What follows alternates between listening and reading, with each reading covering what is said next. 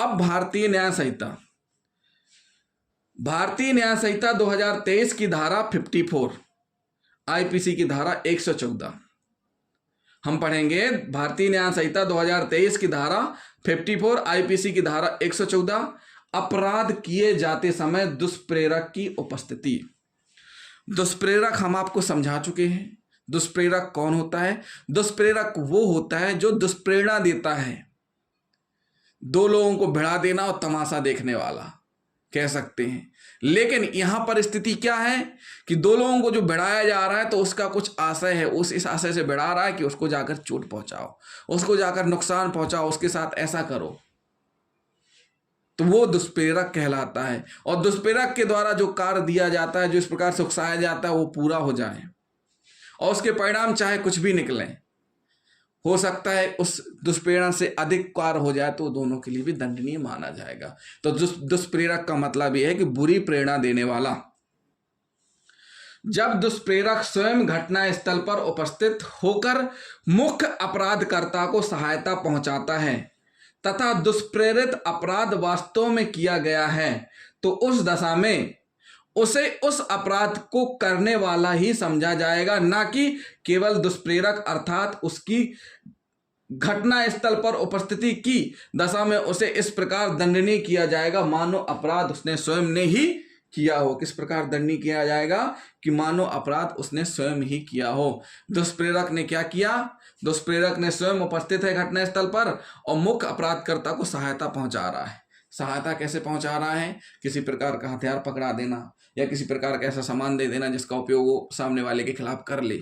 ऐसी स्थिति में ये माना जाएगा कि जैसे दो लोग लड़ रहे हैं, उसका जिसको दुष्प्रेरणा दी गई है वो भी है, सामने वाले को इसने जाकर के एक चाकू पकड़ा दी और मुख्य अपराधकर्ता ने उस चाकू से उसका मर्डर कर दिया। तो ऐसी स्थिति में ये माना जाएगा कि जिसने उस अपराध को करने में सहायता दी है, जिसने अपराध को करने के लिए हथियार दिया, उसने अपराध किया है, तो ऐसी स्थिति में ये माना जाएगा मानो दुष्प्रेरक ने ही वह अपराध किया हो।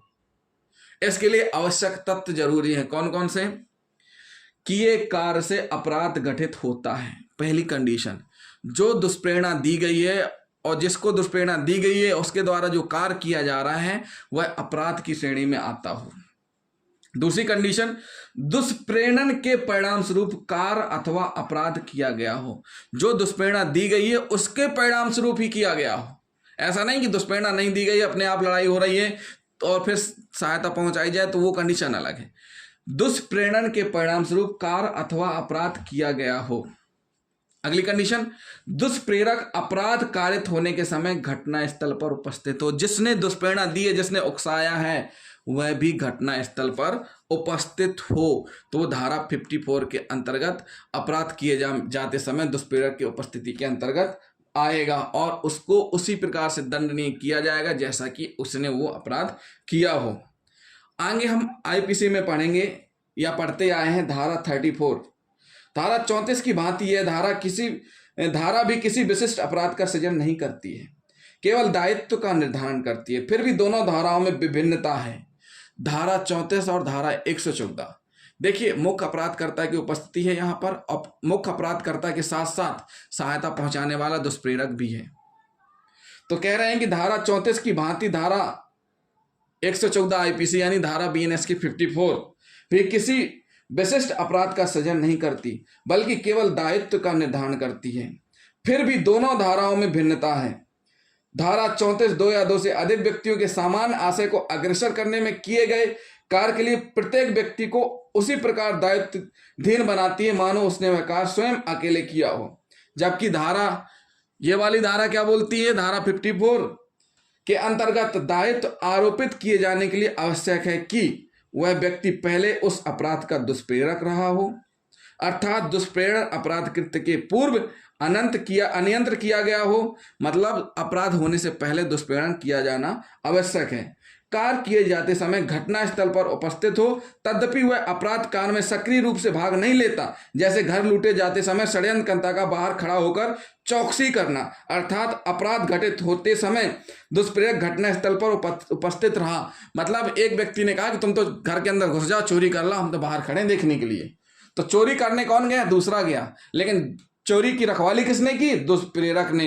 तो ऐसे में ये माना जाएगा कि उसने ही स्वयं अपराध किया है। दोनों ही धाराएं उन मामलों की प्रकल्पना करती हैं जिनमें अपराध सिद्ध हो चुके हैं, इसलिए इस धारा का विस्तार धारा 34 की तुलना में अधिक व्यापक है। उदाहरणार्थ, एक उकसाने वाला व्यक्ति जो किसी निर्दोष व्यक्ति के माध्यम से अपराध करवाता है वह धारा 34 के अंतर्गत दायित्वधीन नहीं होगा, परंतु इस धारा 114 के अंतर्गत दायित्वधीन होगा। मतलब क्या कह रहा है कि एक उकसाने वाला व्यक्ति जो किसी निर्दोष व्यक्ति के माध्यम से अपराध करवाता है, और धारा 34 में ऐसा नहीं होता है, तो इसलिए क्या माना गया है?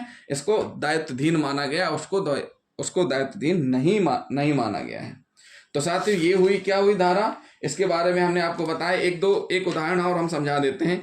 सविताबेन बनाम स्टेट ऑफ गुजरात के मामले में अभियुक्त के पति ने मृतका के घर में अतिक्रमी के रूप में प्रवेश किया तथा मृतका को पकड़कर अभियुक्त को केरोसिन लाने के लिए कहा।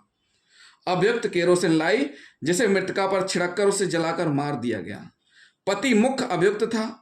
मृतका ने अपनी मृत्युकालिक घोषणा के कथनों में अभियुक्त का नाम नहीं लिया तथा प्रथम सूचना रिपोर्ट 6 घंटे बाद दर्ज कराई गई। अभियुक्त को संदेह का लाभ दिया गया।